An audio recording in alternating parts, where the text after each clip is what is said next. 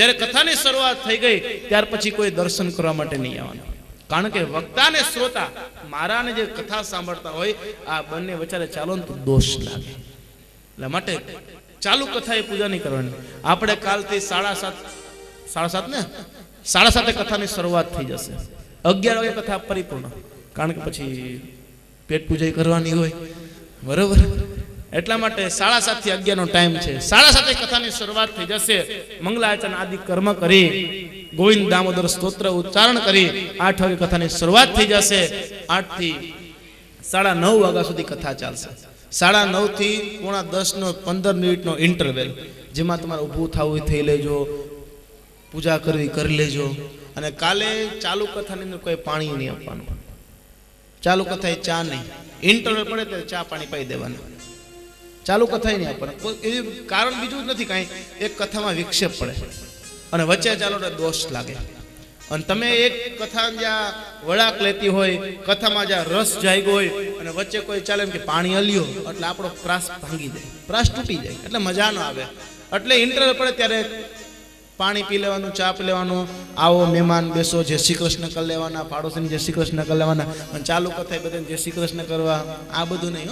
એટલે કથા વિક્ષેપ ના પડે એટલા માટે બપોરે 2 ટાઈમનો નારદ મુનિ વામુક્ષી કરવી, બપોરે નિંદ્રા કરવી, ત્યાર પછી બપોર સમયની અંદર કથા શ્રવણ કરવી. બપોર પછી આપણે કથાનો ટાઈમ 3 થી 6 રાખેલો છે. 3 વાગે શરૂઆત થશે, 6 વાગે વિરામ. ત્યારે પણ 4:30 વાગે ઇન્ટરવ્યુ, 15 મિનિટનો, પછી કથા ખેંચાય નહીં મારે પાછી. આ રીતે હે નારદ મુનિ કથા શ્રવણ નક્કી કરી અને 5-7 પંક્તિઓ દ્વારા ભગવાનની કથાનું શ્રવણ કરવું. આ 7 પંક્તિઓ રહેલી છે. આ 7 પંક્તિઓ એ 7 લોકની રહેલી છે. ભૂર ભુવ સ્વહ મહ જન તપ અને સત્ય, આ 7 લોકની રહેલી છે. આ પ્રમાણે જ્ઞાન આપી અને કીધું, હે મુનિવર, હે નારદ મુનિ, બને ત્યાં સુધી આ ભાગવતજીની કથાનું શ્રવણ કરવું. ઊંચા આસન પર બેસીને કથા નહીં સાંભળવાની. ના પાડવાનું કારણ બીજું કાંઈ નથી કે વ્યાસપીઠ કરતા ઊંચા આસને બેસીને કથા સાંભળી તો પિશાચ યોની પ્રાપ્ત થાય. જે કથા ગીતાની અંદર આપણે, ગીતાજી જ્યારે ઉત્પન્ન થઈ, ભગવાને કૃષ્ણ પરમાત્માએ અર્જુનજી મહારાજે 18 અધ્યાયની અંદર ગીતાનું જ્ઞાન આપ્યું. ત્યારે અર્જુનજી મહારાજે ગીતાનું જ્ઞાન પ્રાપ્ત કરી અને કીધું, હે ભગવાન, હવે માગી લ્યો, આપ મને ગીતાનું જ્ઞાન આપ્યું તો હવે માગી લ્યો, શું જોઈ? ભગવાન કે માગવાનું કહેતા હોય તો યુદ્ધ કર, અર્જુન લડાઈ કર. અર્જુનજી મહારાજ લડાઈ કરે છે, ત્યાં ઉપરથી હનુમાનજી મહારાજ નીચે આવ્યા ધજામાંથી. હનુમાનજી મહારાજ આવીને કે, ભગવાન માગી લ્યો મારી પાસે દક્ષિણા. ભગવાન કે, કઈ શેની દક્ષિણા? તો તમે જે 18 અધ્યાયની અંદર ગીતાનું જ્ઞાન અર્જુનને કીધું એ મેં પણ સાંભળ્યું છે. ભગવાને પોતે ગીતા બોલી છો ભગવાને, એટલા માટે આપણે શ્રીમદ કહી છે. કઈ ને શ્રીમદ કોને શબ્દ લાગે? જે પોતે જેનું ઉચ્ચારણ કરે તેનું. એટલા માટે શ્રીમદ ભાગવતજીની કથા અને શ્રીમદ ભાગવત ગીતા, આ બેને શ્રીમદ લાગે. કોઈ કીધું શ્રીમદ રામાયણ, કોઈ કીધું શ્રીમદ શિવ પુરાણ, શ્રીમદ દેવી ભાગવત, કોઈ કીધું નહીં. શું કામ? આ 2 ગ્રંથ એવા છે, શ્રીમદ ભાગવતજીની કથા, આ ભાગવતજી અને ભાગવત ગીતા, આ ભગવાને પોતાના સ્વમુખે કીધી છે. એટલા માટે બેની આગળ શ્રીમદ શબ્દ લાગે. ભગવાને પોતે ગીતા કીધી. હનુમાનજી મહારાજ કે માગી લ્યો. ભગવાન કે બેઠા હતા ક્યાં? હનુમાનજી મહારાજ કે અર્જુનના રથના જે ધજા છે આ ધજામાં હું બેઠો હતો. ભગવાન કે હે ભગવાને કીધું, હે હનુમાનજી મહારાજ, જે વક્તા હોય એના કરતા ઉપર ન બેસાય. હનુમાનજી મહારાજ મારી ભૂલ થઈ, નહીં હવે પિશાચ યોનીમાં જાઓ. અને હનુમાનજી મહારાજ પિશાચમાં ઉત્પન્ન થઈ આવો. ભગવાન કીધું શું કરું? ભગવાન કીધું ભાષ્ય લખો. પિશાચ ઉપર, ગીતા ઉપર પિશાચ નામનું ભાષ્ય લખો. અને પિશાચ ભાષ્ય લખવામાં આવ્યું અને હનુમાનજી મહારાજ પિશાચ યોનીમાંથી મુક્ત થયા છે. માટે વ્યાસ કરતા કોઈ દિવસ શ્રોતાએ ઉપર ન બેસ્યું. હે મુનિવર, અધસ્યનમ, નીચે સુવો. ક્ષોર કર્મ નહીં કરાવવાના, દાઢી નહીં કરાવવાની, મૂછ નહીં કરાવવાની, ક્ષોર કર્મ નહીં કરવાના, વાળ નહીં કાપવાના, નખ નહીં કાપવાના. 7 દિવસ સુધી બને તો ભગવાનનું સ્મરણ કરવાનું, બને ત્યાં ફલાહાર કરીને રહેવાનું. અને ભોજન કરવાની ના નથી હો, પણ ભોજન થોડું કરવું. કાંઈ બહુ ભોજન કરી તો પછી મંડે આમ ડોકી જવા, પછી મને આમ થવા, મંડી રીંગણા જોખવા, નિંદ્રા વધી જાય ને. જો ભજન કરવું હોય, આ એક જાતનું ભજન જ છે ને, છે ને ભજન, એક જાતનું ભજન છે. તમે ઘરે આવી રીતે 3 કલાક એક ધારા બેસજો, બેસાશે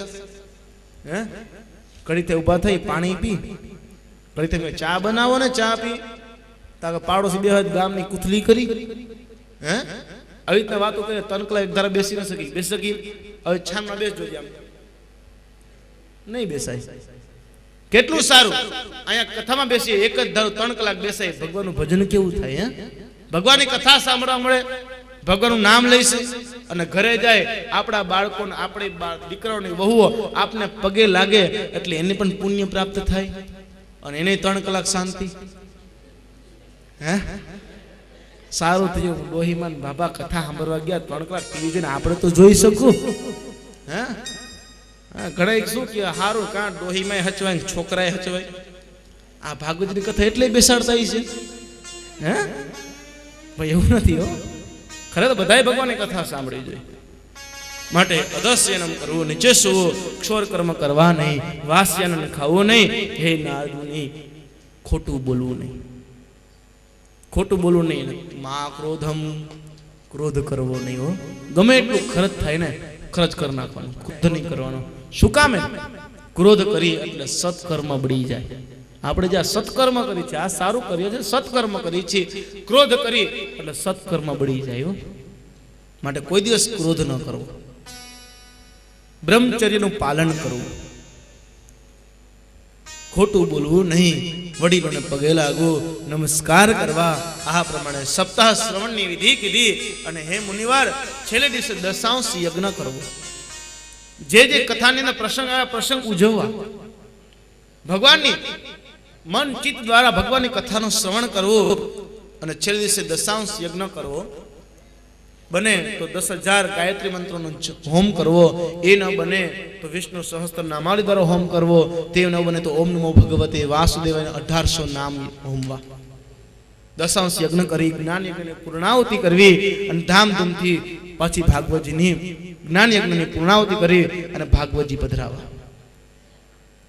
એ મુનિવર આ પ્રમાણે સપ્તાહ શ્રવણની વિધિ કહી. નારદ મુનિની કથા સાંભળી આંખમાંથી આંસુ પડવા લાગ્યા. અને સનત કુમારોએ નારદ મુનિને ભાગવતજીની કથા કીધી. 7 દિવસ કથા કીધી અને જ્ઞાન ને વૈરાગ્ય જાગૃત થયા. યુવાન બન્યા, નાચવા લાગ્યા. ભક્તિ, જ્ઞાન, વૈરાગ્ય, સપ્તઋષિઓ બધા કથાની અંદર બધા જય જયકાર કરવા લાગ્યા, નાચવા લાગ્યા. દેવતા પુષ્પની વૃષ્ટિ કરવા લાગ્યા. બધા જય જયકાર કરે છે, દેવતા પુષ્પની વૃષ્ટિ કરે, ગંધર્વો ગાન કરે, જય જયકાર થયો. બોલે ભાગવત ભગવાન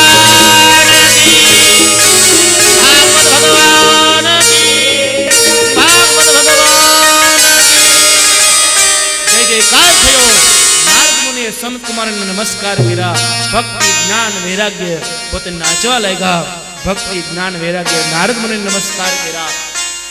સનત કુમારોને નમસ્કાર કરી ભક્તિ કીધું, હે નારદ મુનિ, હું સદૈવને માટે તમારા હૃદયમાં વાસ કરીશ. નારદ મુનિ કીધું, હે ભક્તિ, જા, હું પણ ઘરે ઘરે તારી સ્થાપના કરીશ. ત્યારે ભક્તિએ સનત કુમારોને કીધું, હે સનત કુમારો, હવે હું ક્યાં જાઉં? સનત કુમારે કીધું, હે ભક્તિ, જાઓ, તમે બધા ભક્તોના હૃદયમાં વાસ કરો. માટે ભક્તિ બધા ભક્તને હૃદયની અંદર રહેવા લાગ્યા. જ્ઞાન વૈરાગ્ય પણ સાથે છે. અનેક પ્રકારનો આનંદ થયો. સુખજી મહારાજ 88,000 ઋષિ મુનિઓને કહે, હે ઋષિ મુનિઓ, તો આ દિવ્ય ગ્રંથ રહેલો છે. નારદ મુનિના મનનું સમાધાન થયું, ચિંતા દૂર થઈ, જ્ઞાન વૈરાગ્ય જાગૃત થયા છે. આ પ્રમાણે આ કોઈ ઇતિહાસ, આ કોઈ પ્રાચીન કથા સાંભળે, સંભળાવે, તેને પુણ્ય પ્રાપ્ત થાય છે. ઇતિ શ્રીમદ ભાગવત પરમ સંહિતાએ શ્રીમદ ભાગવત મહાત્મ સમાપ્ત. બોલે કૃષ્ણ કનૈયા લાલ કી જય. ભાગવત ભગવાન કી જય. દ્વારિકાધીશની જય. કાયેન વાચા મનસેન્દ્રિયર્વા બુદ્ધિ આત્મનાવા પ્રકૃતિ સ્વભાવા કરોમિ યદ્ સકલાં પરસ્મૈ નારાયણાયેતિ समर्पयामि। त्वमेव माता च पिता त्वमेव त्वमेव बन्धु च सखा त्वमेव त्वमेव विद्या त्वमेणां त्वमेव त्वमेव सर्वं मम देव देव त्वमेव सर्वं मम देव। शरीर वडे मन वडे बुद्धि वडे इंद्रियों वडे श्रीमद भागवतजीना महात्म्यનું જે આપને ફળ મળ્યું આ ફળ લાલાજીના ચરણારવિંદની અંદર અર્પણ કરવામાં આવે। શ્રી કૃષ્ણાર્પણમસ્તુ। ભાગવતજીના ચરણારવિંદની અંદર અર્પણ કરી પ્રથમ સ્કંદની શરૂઆત થશે। અત્યારે કથાને વિરામ। कथा कल सुबह में 7:30 बजे काले 7:30 कथा शुरुआत थशे। श्रीमद भागवत जी उत्पत्ति कथा कहेवामां आवशे, व्यासजी महाराज उत्पत्ति कथा कहेवामां आवशे, सुखदेवजी महाराज उत्पत्ति कथा कहेवामां आवशे અને ત્યાર પછી પાંડવો અને કૌરવોની લડાઈની કથા કહી અને પરીક્ષિત રાજાના જન્મની કથા કહી અને પરીક્ષિત રાજાને સુખદેવજી મહારાજનો મિલાપ થશે તે કથા કહેવામાં આવશે। અત્યારે 2 મિનિટ ભગવાનનું કીર્તન કરી ત્યાર પછી ભગવાનને થાળ ધરાવી આરતી ઉતારી અને ત્યાર પછી ભગવાનનો નમસ્કાર કરી પ્રસાદ લઈને છૂટા પડીએ। 2 મિનિટ ભગવાનનું કીર્તન કરી સૌ પહેલા જય જયકાર કરી બોલે ભાગવત ભગવાન કી જય। શ્યામ સુંદર શ્રી યमुने महाराणी के श्रीमद वल्लभाधीशनी जय। जय जय श्री कृष्ण चंद्र नंद के दुलारे, जय जय श्री कृष्ण चंद्र नंद के दुलारे, जय जय श्री कृष्ण चंद्र नंद के दुलारे, जय जय श्री कृष्ण चंद्र नंद के दुलारे। आज प्रथम दिवस की शुरुआत है ने हजी तो अपना हाथ दी काढ़वा अत्यारथी तमे ताली ना पाड़ो धून न बोलो एम के मजा आवे हैं ताली पाड़ो भावथी धून बोलो भगवान में बनी जाओ।